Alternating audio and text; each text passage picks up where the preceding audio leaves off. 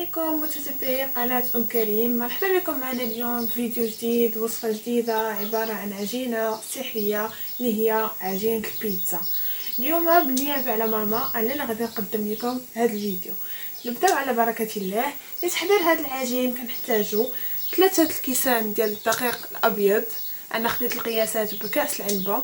عندنا هنا كاس من دقيق القمح الصلب او دقيق الفينو، قبصة من الملح، ملعقة صغيرة من سكر سنيدة، ملعقة صغيرة من الزعتر اللي كيبقى اختياري اللي ما كيبغيش ما يديروش، ملعقة صغيرة من خميرة الخبز، ثلث كأس ديال زيت مائدة يمكن لنا نعوضوه بزيت الزيتون، كأس من الحليب، وماء دافئ للعجن.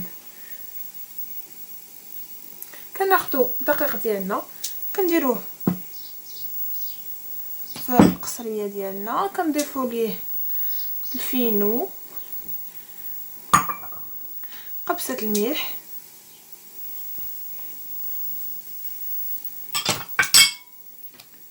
سكر سنيده،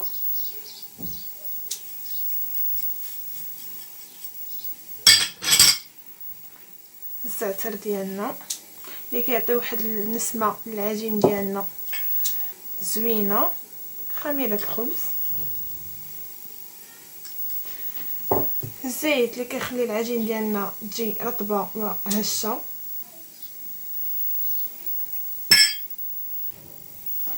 كنضيفوا الحليب وحنا كنخلطوا العجين ديالنا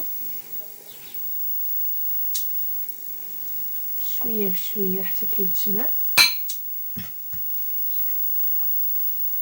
وكنبداو نضيفوا في الماء الدافي حتى كيتجمع لينا العجين ديالنا. بعد ما جمعنا العجين ديالنا هكا بهذه الطريقه كنخليوه يرتاح شويه. نقدروا نديروه في بلاستيك غذائي ولا غير نغطيوه ببابي سلوفان، ونتلاقاو من بعد باش نوريكم الطريقه ديال التوريق وكيفاش غنطيبوا العجين ديالنا وغندوزو للحشوه. هنا بعد ما ارتاح لينا العجين ديالنا من 10 حتى ل 15 دقيقه، قسمته انا على 3 دوائر باش ندوزو لمرحله التوريق. وانا اختاريت هاد الطابع الصغيور هو اللي نقطع به حتى ندير بيتزا صغار. نتوما تقدروا ديروا احجام اكبر واحجام مختلفه حسب الرغبه ديال كل واحد. ودابا غنبداو نورقوا العجين ديالنا تقريبا واحد السمك، انا كنختار 1 سنتيم ولا 2، كنبغيوها رقيقه شويه. نتوما تقدروا ديروا السمك اللي بغيتو. وكنستمروا حنا كنورقوا، حنا كنرشوا الدقيق باش ما تلصقش لينا العجين ديالنا على سطح العمل، وكنكملوا بنفس الطريقه.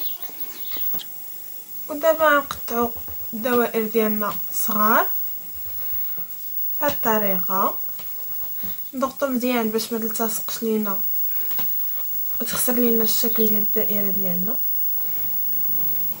كنكملوا هكا حتى كنساليو العجين ديالنا، ومن بعد غنوريكم طريقه الطهي من بعد ما كنخليوهم يرتاحوا بعدا وكندوزو لمرحله الطهي. بعد ما خلينا العجين ديالنا كيرتاح وشكلناه، دابا كناخذ واحد الفرشاه كنديرو فيه هكا تقيبات صغار باش ما ينتفخش لينا ملي نكونوا كنطيبوا فيه في المقلاة. كنكملوا بنفس الطريقه كاع العجين اللي عندنا،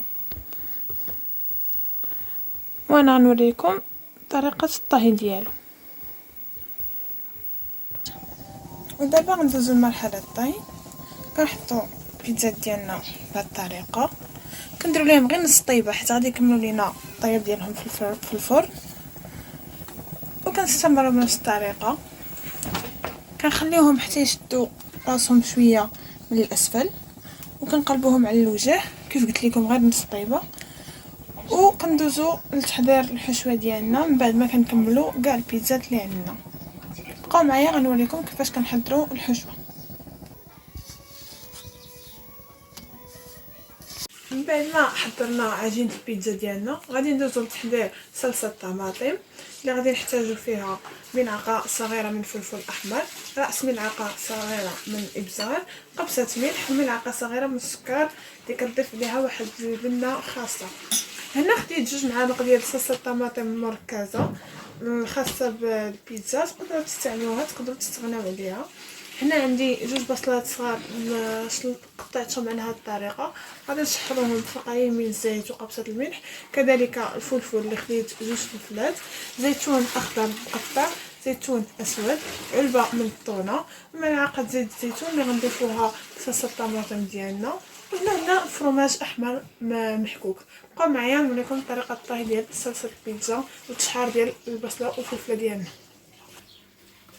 بعد ما ضفنا هذوك التوابل اللي عندنا كاملين على صلصه الطماطم ديالنا، كنديروها طيب في واحد الاناء على نار مهيله حتى كتعقد لينا لاصوص ديالنا. وهنا في مقلاة ساخنه، بعد ما درنا فيها معلقه صغيره ولا كبيره ديال زيت المائده، كنوضعوا البصل ديالنا يتشحر. بعد ما تقريبا طابت لينا صلصه الطماطم ديالنا، كنضيفوا ليها ملعقتين كبيرتين من صلصه الطماطم المركزه، وكنخليوها تغلي حتى كتجانس لينا مع الصلصه اللي وجدنا. البيتزا ديالنا ها هما واجدين كما كتشوفوا، درنا لهم غير نص طيبه باش يكملوا الطياب ديالهم في الفران. دابا كندوزو للعماره ديالهم، كنديروا طبقه ديال لاصوص طوماط في البدايه بهذه الطريقه.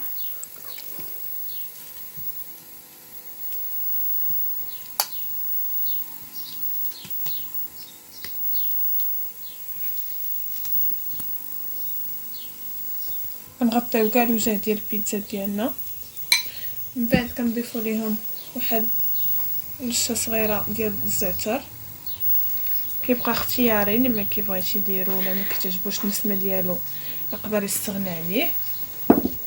كنضيف انا هنا في البدايه واحد القليل من الفرomاج حتى هو كيضيف واحد النسمه زوينه، كتجي لاباط ديالنا عامره بالفرomاج. بصله هكا، شرائح البصل ديالنا نوزعوهم على السطح كامل بهذه الطريقه.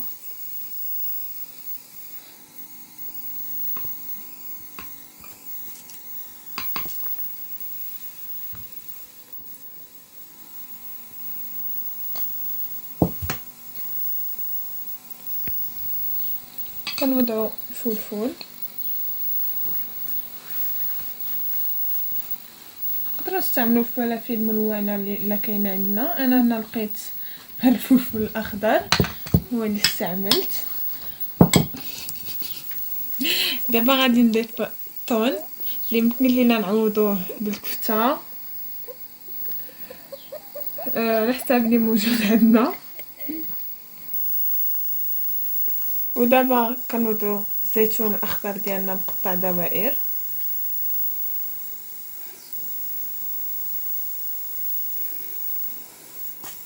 بهذه الطريقه. زيتون اسود حتى هو استعملته.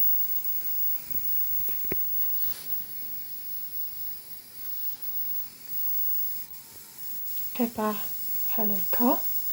اخر طبقه اللي هي الفرomاج كنوزعو على السطح كامل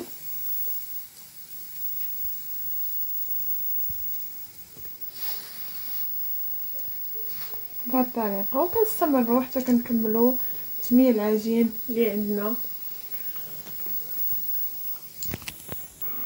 بعد ما كملنا العماره ديال كاع البيتزات اللي عندنا، كنديروهم يطيبوا لينا في الفران، كنشعلوا عليهم من الفوق ومن التحت غير باش تكمل لينا لاباط ديالنا الطياب. حيت ديجا كنكونوا طيبناها نص طيبه في المقلاة كيف ما وريتكم. وبقاو معايا غنوريكم الشكل النهائي ديال الميني بيتزا ديالنا ديال اليوم.